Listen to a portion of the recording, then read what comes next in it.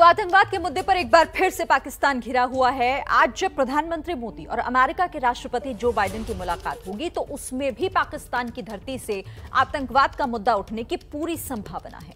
इसके अलावा संयुक्त राष्ट्र महासभा में पीएम मोदी के भाषण में भी यह मुद्दा छाया रह सकता है।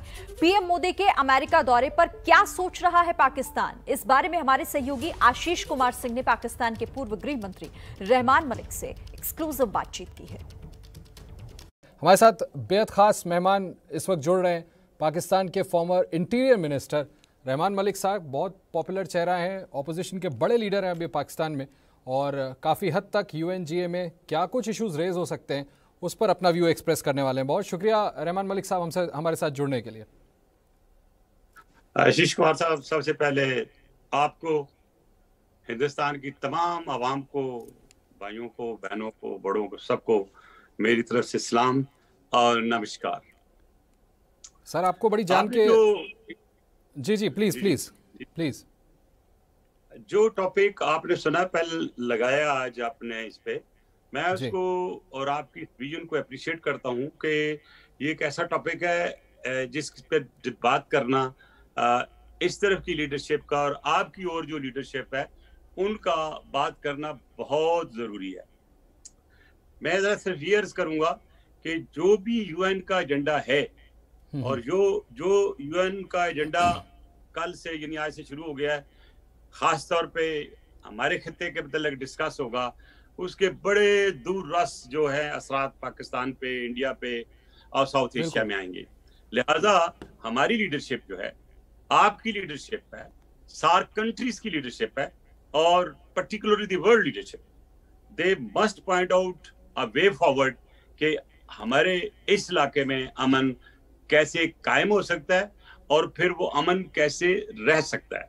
मैं एक छोटी सी आपसे अर्ज करूंगा और मैं 1 मिनट में इस मामले को थोड़ी सी तमीज के साथ खत्म करूंगा। जी बिल्कुल कहिए। कि देखें, बहुत सारा पाकिस्तान में मलबा गिराने की कोशिश मुख्तलिफ जगहों से आई और जो हमने सफर किया, 70,000 से लेकर 80,000 लोग हमने शहीद कराए, वो भी आपके सामने है।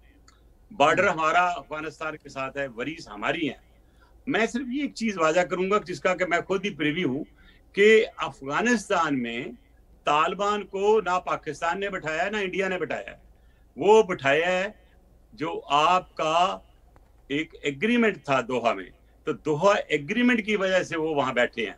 आज जब वो बैठ गए हैं तो हम सब बात कर रहे हैं, मैं भी इसका हामी हूं कि वहां की इंक्लूसिव गवर्नमेंट होनी चाहिए थी और आई होप कि जो अफगान लीडरशिप है वो इस पे तवज्जो देगी। लेकिन अजीज साहब, एक चीज मैं कहूंगा कि जब आपने लेजिटिमेटली एक एग्रीमेंट के थ्रू, टाइम का थोड़ा डिफरेंस है, जो चाह रहे थे अगस्त के बाद आए तालिबान अंदर, तालिबान पहले आ गए, उसमें मैं डिटेल में नहीं जाता हूँ, उसकी बहुत सी डिटेल में मेरे पास इंफॉर्मेशन है जो किसी वक्त फिर मैं आपके साथ शेयर करूंगा कि क्या हाथ हुआ अमेरिका के साथ वहां पे और 2 ग्रुप्स कैसे बटे आपस में और वो 2 ग्रुपों ने क्या काम किया। हैविंग सेड सो, मैं सिर्फ एक छोटी सी बात करूंगा कि अगर आप एक सॉवरन स्टेट हैं या सॉवरन स्टेट की हैसियत एक्सेप्ट हो गए हैं, मतलब अगर उनको बिठाया गया तालिबान को तो किसी ने बिठाया ही है ना, उनको असरा भी उनके लिए कोई छोड़ के चला गया था। और इसलिए मैं बहुत एडवोकेट कर रहा था इस सिलसिले को कि अमेरिका को नहीं छोड़ना चाहिए अफगानिस्तान जब तक, मैं शर्त कह रहा हूं, जब तक वहां पे इंटरिम गवर्नमेंट नहीं बनती। लेकिन जब अमेरिका चला गया और उसके बाद फिर उनको फोर्स करना, वो उसकी मर्जी है, माने या ना माने। लेकिन मैं अगर ये कहूं तो हमें कोई कहे इमरान खान को कभी देखो तुम्हारी एक उम्र, तुम पाकिस्तान पीपल्स पार्टी को भी साथ मिलाओ, तुम वहां पे JUI को मिलाओ, और हम और या कोई और फोर्स करे मोदी जी को, जब प्राइम मिनिस्टर मोदी साहब को कहेंगे कि आप जो है कांग्रेस को बीच में डाल लो, आप बीजेपी के फलाने स्प्लिंटर को भी, ग्रुप को भी डाल लो, तो क्या कोई मानेगा? नहीं मानता। तो मेरा अपना ये ख्याल है कि हमें लेस इंटरफेरेंस करनी चाहिए अफगानिस्तान में, और इंडिया और पाकिस्तान का एक मिशन होना चाहिए, एक डायरेक्शन होनी चाहिए, वो ये है अमन, नथिंग बट अमन। हम हर चीज कोई दूसरे लोगों के लिए कहते हैं, मेरा नेगेटिव ना लीजिएगा किसी चीज को। दुनिया में बहुत से ऐसे खिते हैं, ऐसे डिस्प्यूट हैं जो कि दुनिया में काफी इरिटेशन कर रहे हैं। अब देखें, हमारा जो इस वक्त एक डिस्प्यूट है कश्मीर का, आप अपनी साइड पे स्ट्रिक्ट हैं, हम अपनी साइड पे बिल्कुल खड़े हुए हैं और खड़े हैं अपने हिसाब से, आप भी खड़े हैं। और मेरी आप जो छोटी मोटी अक्ल है और थोड़ा बहुत पॉलिटिकल एक्सपीरियंस है, ना इंडिया इस पोजीशन में है कि वो ऐसा फैसला कर सके जिससे वो अपने आप को प्रॉब्लम करे, और ना हम ऐसा कोई फैसला कर सकते हैं कि हम इंडिया को लॉक कर दें वहां पे कश्मीर में हिज वे। तो इसका तरीका तो कोई होगा, कोई ना कोई रास्ता तो होगा। टेररिज्म का इशू रहमान मलिक साहब आप अप्रिशिएट करेंगे, इंडिया का एक ऐसा कोर इशू है जिसको इंडिया चाहता है कि पाकिस्तान एड्रेस कर दे, बातचीत आगे बढ़ जाएगी, उस पर कुछ हो नहीं रहा। अगर आप उस पर कोई फॉरवर्ड मूवमेंट दिखाएंगे तो आप जिस तरफ इशारा कर रहे हैं टेररिज्म की तरफ, वो भारत का भी उतना ही बड़ा इशू है जितना पाकिस्तान का इशू है। हम तो एक हाथ आगे बढ़ गए और LOC पे हमने साइन इन कर लिया कि इसकी हम हिफाजत भी करेंगे दोनों मिलके और यहाँ पे कोई दखल अंदाजी नहीं होगी।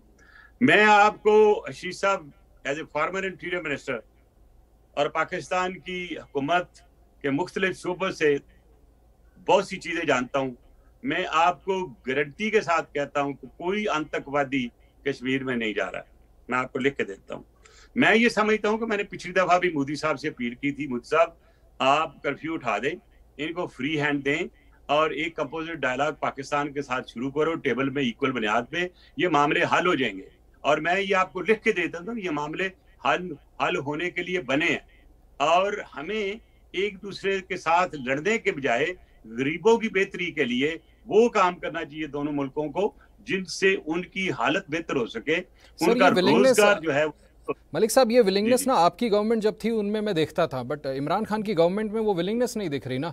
कहने की बात जरूर है कि वो एक कदम उठाएं, दो कदम उठाएं। मैं थोड़ा सा देखे, इमरान खान मेरा पॉलिटिकल अपोनेंट है, वैसे दोस्त है, लेकिन मैं एक चीज बताऊं, ये मैं इंडिया की आवाम के लिए बताना चाहता हूँ कि जब ये इलेक्शन हो रहे थे तो इलेक्शन से पहले उन्होंने मतलब पार्लियामेंट में कहा और बाहर भी कहा कि अब जब प्राइम मिनिस्टर मोदी आएंगे तो हमारा कश्मीर का मसला भी हल हो जाएगा और हमारी जंग की कैफियत खत्म हो जाएगी और वो हमारे लिए बहुत बेहतर साबित होंगे। तो आओ दुआ करें, मतलब लफ्ज कह रहा हूँ, आओ दुआ करें कि प्राइम मिनिस्टर मोदी जीत जाए अपना सेकंड इलेक्शन। हाँ, मुझे याद है उनका ये स्टेटमेंट, वो आपको पता।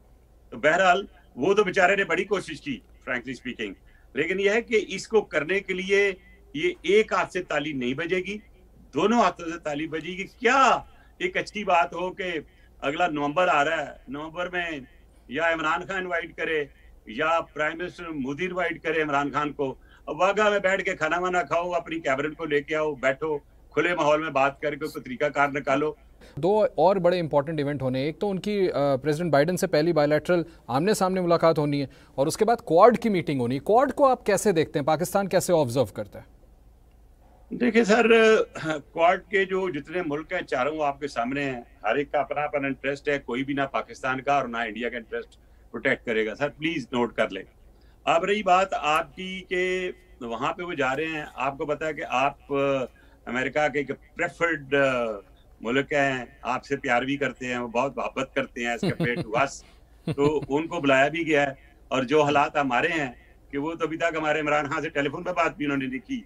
जाहिर है फिर ये सारी जो खलशे हैं वो सारी चीजें तो आती है ना। हर मुल्क की अपनी एक सेल्फ रिस्पेक्ट है। अगर मेरे मुल्क के प्राइम मिनिस्टर से वहां का प्रेसिडेंट बात नहीं करता तो मेरे दिल को तकलीफ होगी इसके लिए। तो कुछ हम देख रहे हैं, पॉलिसी भी कुछ हो सकता, कुछ रिवाइज हो, लेकिन मेरा एक फर्म बिलीवर लिख के रख लीजिए और पूरे मेरे हिंदुस्तानी बहन भाई सुन रहे हैं वो भी सुन लें कि जब तक पाकिस्तान और हिंदुस्तान का एक समझौता, एक दोस्ती और जितने हमारे इश्यूज हैं उनको हम रिजॉल्व करने की तरफ नहीं जाएंगे, हमारी दुनिया पटाई करती रहेगी।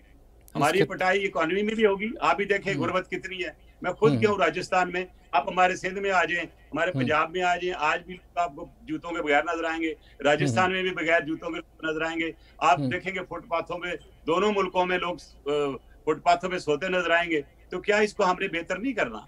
बहरहाल बहुत बहुत शुक्रिया सर हमसे बात करने के लिए। मैं लास्ट एक अपील करूंगा, प्राइम मिनिस्टर मोदी से जी, और मैं साथ ही इमरान खान से भी अपील कर रहा हूँ जी कि इस दफा माहौल असेंबली में यूएन में ठंडा रखें और बजाय लड़ाई करने के लेफ्ट राइट ठीक है मामले आप उठाएं, लेकिन एक दूसरे की इज्जत करना बहुत जरूरी है और वहां से अफगानिस्तान के मसले का हल करके दुनिया के साथ बाहर निकलें ताकि पता लगे कि दुनिया की लीडरशिप में कोई कॉमन सेंस भी है, अकल भी है और वो सिंसियर भी हैं। तो prove your sincerity by not isolating the Afghan government. बहुत बहुत शुक्रिया सर, इसी नोट पे मैं एंड करता हूँ। बहुत बहुत शुक्रिया, आपने बहुत कंस्ट्रक्टिव सजेशन दिया। होपफुली कि यूनाइटेड नेशंस में इन इश्यूज को आपका आपकी बहुत बहुत शुक्रिया, सबका बहुत बहुत शुक्रिया, बहुत बहुत शुक्रिया सर, खुदा हाफिज, बहुत बहुत शुक्रिया।